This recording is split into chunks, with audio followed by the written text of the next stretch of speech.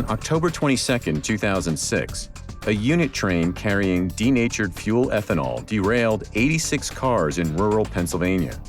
23 of those tank cars ended up in the river, while others caught on fire and burned.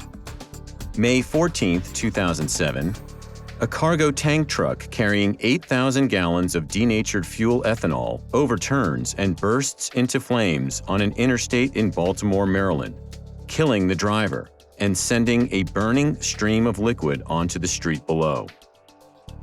Ethanol and ethanol-blended fuel can be dangerous, and it is vital that emergency responders understand what they may be up against. Ethanol production and its use in our nationwide fuel system has continued to increase year after year. Consequently, the likelihood of an ethanol-blended fuel incident will also increase. With over 50,000 shipments of motor fuel every day, there's a growing likelihood that ethanol in some form will be involved in one of these incidents. It is imperative that emergency responders understand what ethanol is and the different challenges ethanol and ethanol-blended fuels pose to them. Ethanol, or ethyl alcohol, is a high-octane renewable fuel. It's most commonly mixed with gasoline in varying amounts for commercial and private vehicles. Traditional methods of fighting gasoline fires are not effective in combating fires involving ethanol or ethanol-blended fuels due to the different chemical properties. It's essential for emergency responders to be well acquainted with ethanol and ethanol-blended fuel chemical properties, incidents, places they may occur, and how best to prepare, plan, respond, and mitigate these types of incidents. This video will equip responders with a basic understanding of how to identify and prepare to combat incidents involving ethanol and ethanol-blended fuels.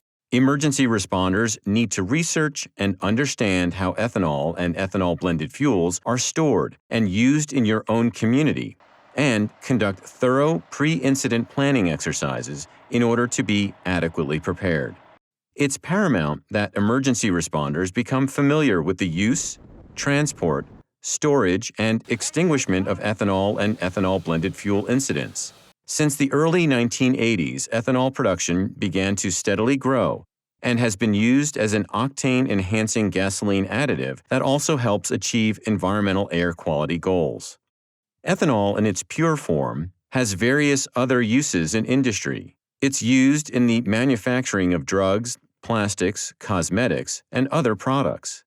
It can be commonly shipped in cargo tank trucks and rail tank cars, though not as predominant as other ethanol-blended fuels.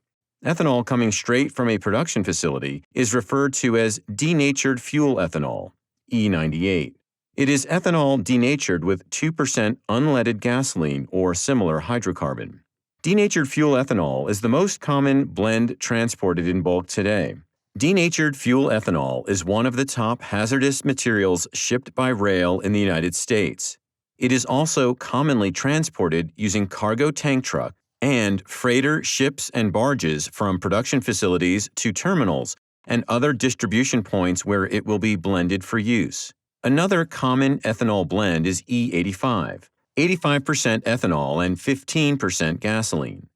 It is sold at thousands of fuel stations across the country for flex fuel vehicles only. Today, the most prevalent ethanol blend is E10, a 10% ethanol, 90% gasoline blend. This blend is found in nearly all retail fuel stations across the country.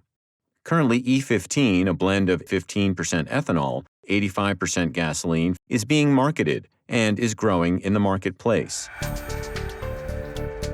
Characteristics of hydrocarbon fuel and the most effective techniques for incidents involving them are well known in the fire protection community. However, with the increased use of ethanol blends, it's important to understand the differences in their chemical properties.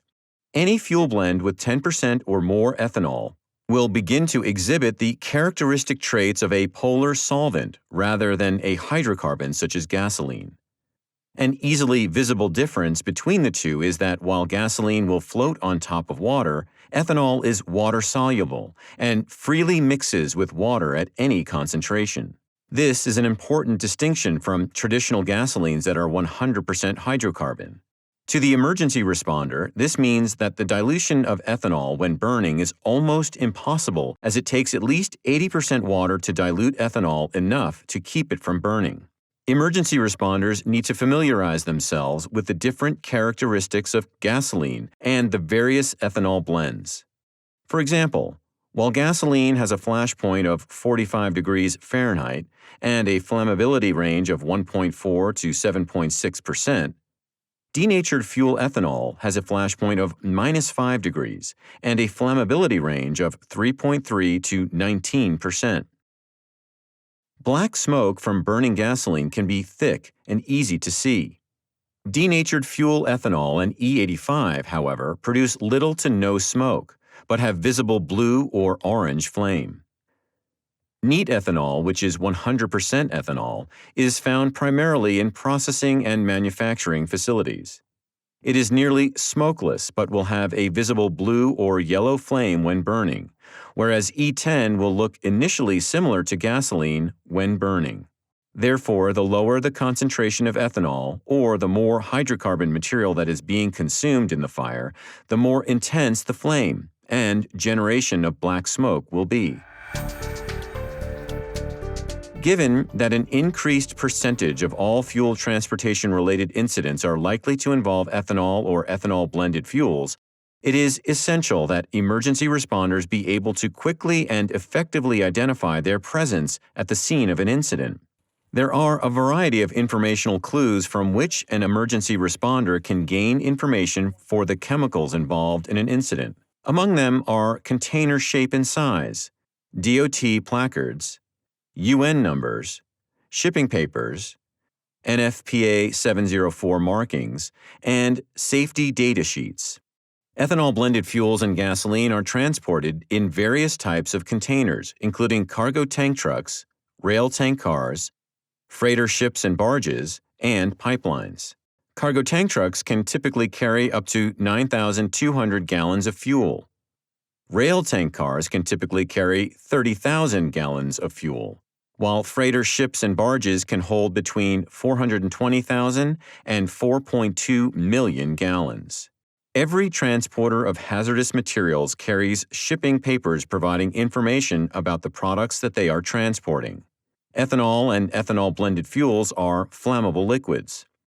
Placards for flammable fuels either have a red background with white flame, with or without the word flammable on the foreground, or a red background with black flames. You will also find a 4-digit UN NA ID number. You can look up this 4-digit number in the Emergency Response Guidebook and find hazardous response information about the material. Cargo tank trucks can display a specific UN number and can identify a more specific fuel blend for multiple fuels. Rail tank cars and freighter ships and barges will use similar placards as found on cargo tank trucks. Most incidents involving hazardous materials tend to occur between transportation and transfer operations. Emergency responders should be aware of routes, terminals, and transload facilities in their response areas. Denatured fuel ethanol is one of the leading hazardous materials transported by rail.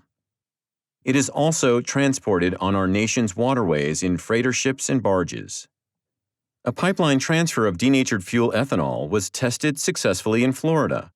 Depending on regional markets testing, other pipelines may follow. In order to provide the best information to communities about product flow through their areas, they should request a commodity flow study be produced.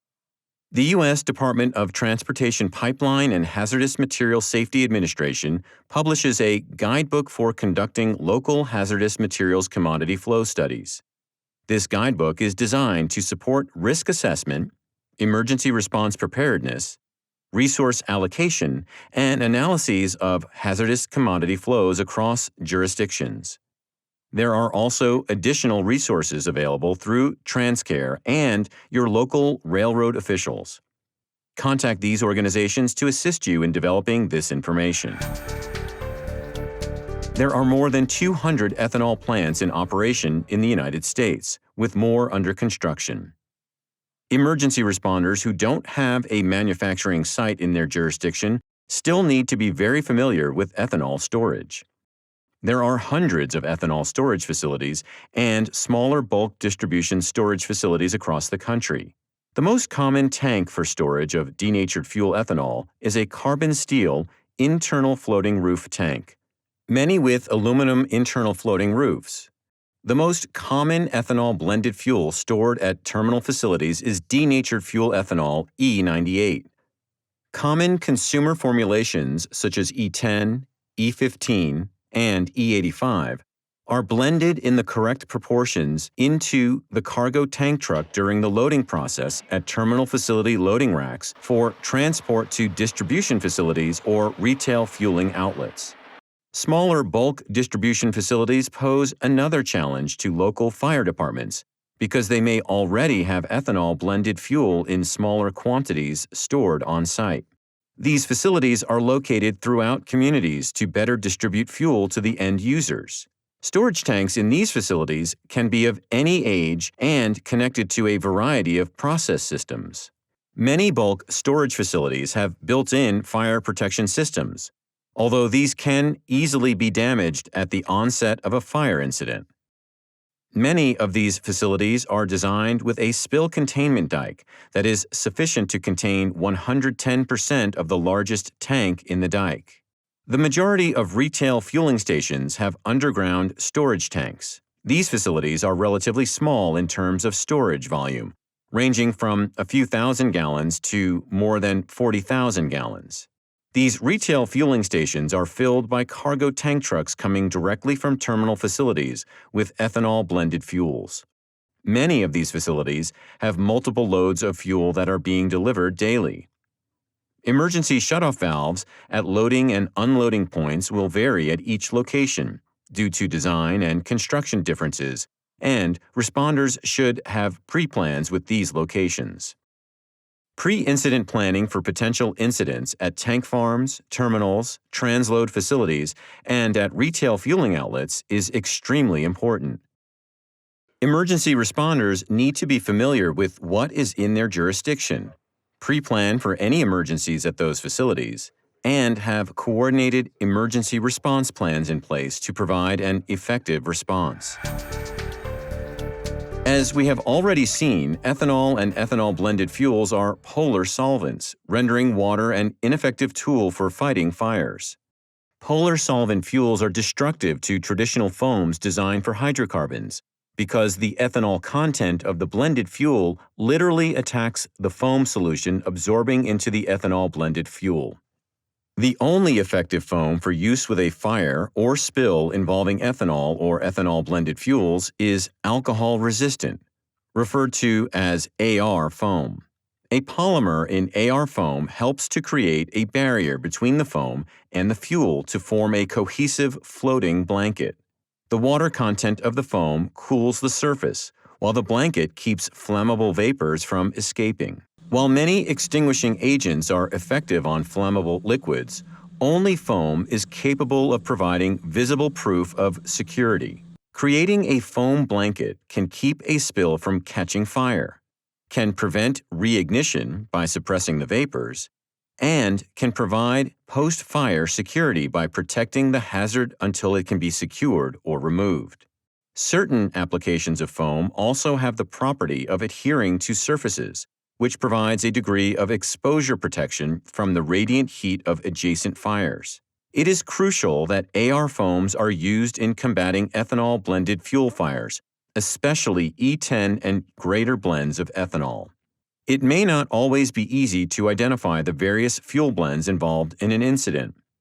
Because AR foam is universally effective on ethanol-blended fuels and non-ethanol-blended fuels, it should be considered the foam of choice. It is recommended that fire departments stock AR foam concentrates, develop access to a readily available cache of AR foam through regional cooperation, or consider portable foam delivery systems. In order to maximize their effectiveness, these foams must be properly applied as gently as possible to the surface of the fuel. Emergency responders must avoid plunging the stream of foam directly into the fuel, This will merely agitate the fuel, dissolve the foam, and ultimately fail to create a blanket. Instead, direct the foam stream to a vertical object in or behind the spill area, such as the far tank wall, and allow it to run down onto the fuel. When no obstacles exist to gently bounce the foam, emergency responders should attempt to roll the foam under the fire by hitting the foam in front of the spill. With some nozzles, it may be possible to elevate the foam and let it gently rain down directly on the spill. In cases where it is not possible to gently apply the foam, the best option may be to protect surrounding exposures. Emergency responders need to be well trained in application techniques. It is important to know that ethanol and ethanol-blended fuel incidents require a higher application rate to extinguish the fire than gasoline or other hydrocarbon incidents. According to NFPA Standard 11, responders should contact specific foam manufacturers on what application rate they recommend for specific polar solvent fuels with their brands of foam. With the current concerns with regard to older foam blend stocks, responders should become familiar with next-generation foams, such as AR-SFFF foam, and their differences from legacy AR-AFFF foams, and the recommendations by the manufacturers for proper application rates. It is critical that all emergency responders wear appropriate NFPA-recommended personal protective equipment, PPE, when fighting ethanol and ethanol-blended fuel fires. Protective clothing is designed to protect wearers from head to toe and is proven to reduce the severity of injuries as well as save the lives of many emergency responders. The following components are considered the minimum required PPE, as long as they are NFPA recommended. A helmet with either a face shield or eye protection that meets American National Safety Institute (ANSI) standard, a protective hood, a turnout coat, turnout pants, gloves, boots, and proper self-contained breathing apparatus. All emergency responders across the country have the potential for responding to transportation incidents that have ethanol and ethanol-blended fuels at different percentages, E10, E15, E85, and denatured fuel ethanol. While bulk facilities store both denatured fuel ethanol and gasoline, the majority of cargo tank trucks that will be departing the facility that are placarded 1203 will contain ethanol-blended fuels. Emergency responders should use AR foam for cargo tank incidents, since AR foams are effective on both alcohol and hydrocarbon fires. Fire departments should develop means of having a supply of AR foam readily available. Each fire department needs to know which products the facilities in their area have on hand and what specific hazards are present in their response area. For all incidents, if emergency responders are uncertain whether a fire is a hydrocarbon, ethanol, or ethanol-blended product, AR foam is the foam of choice. As with all emergency responses, risk assessment is critical. Choosing the right foam concentrate, alcohol-resistant, is part of the risk assessment when dealing with transportation-based incidents, regardless of the percentage of ethanol involved. Pre-incident planning is a vital factor in the strategy of controlling an emergency situation. Departments that have tank farms and storage facilities in their jurisdiction should establish extensive pre-incident plans and schedule drills and walkthroughs on a regular basis. Success in an emergency response in most cases is determined by the amount of advanced preparation made by emergency responders together with facility personnel. Incidents involving these facilities can be extremely dangerous and require advanced technical knowledge of flammable liquids, firefighting, and fire protection. It is imperative that departments establish relationships with the facility operators and staff and cooperate in developing emergency response plans together. Pre-incident plans with predetermined flow rates based on tank sizes and contents should be reviewed regularly. In many cases, a major fire incident at a facility will require special equipment to go beyond the capabilities of one department. Mutual aid and assisting companies should also be included in planning and drills. The purpose of pre-incident planning is to enable attack preparations and fire operations to be carried out at the scene of an emergency as efficiently and effectively as possible. Pertinent information should be collected about each site, including construction features, access, control systems, exposures, fire protection systems, utility disconnects, fire hydrant locations, water supply, especially if hydrants are not available, spill containment, tank information such as type of tank, diameter, application rate for the fuel normally in the tank, and the amount of concentrate needed. Finally, any other specific plant considerations that would affect response operations if an emergency should occur. The operation can begin work quickly if details about the incident site are known prior to the arrival of the firefighters, and if the positions of the equipment and possible hose layouts have been predetermined. An operable pre-incident plan must be put into a format that can be used at the incident site and distributed to all parties that may be needed to solve the problem. It is important to understand that sometimes all you can safely do is contain the incident and let the fire run its course. Knowing when to let this happen is an important component of safety. For any incident, from storage facility fires to cargo tank trucks or rail tank car incidents, you'll be better positioned to respond if you've done your homework. Make sure you understand the different threats that ethanol and ethanol-blended fuel incidents pose over gasoline and other hydrocarbon incidents. Research your jurisdiction and find out where ethanol and ethanol-blended fuels are being used and transported. Consider using available resources to have a commodity flow study produced to provide you with solid information. Make sure your department has a good pre-plan in place and know how to obtain the right foam and equipment needed to mitigate an incident. Have an incident plan in place and be in the habit of maintaining good relationships with the agencies that can offer support in a time of crisis. Your knowledge and planning are the best defenses against disaster.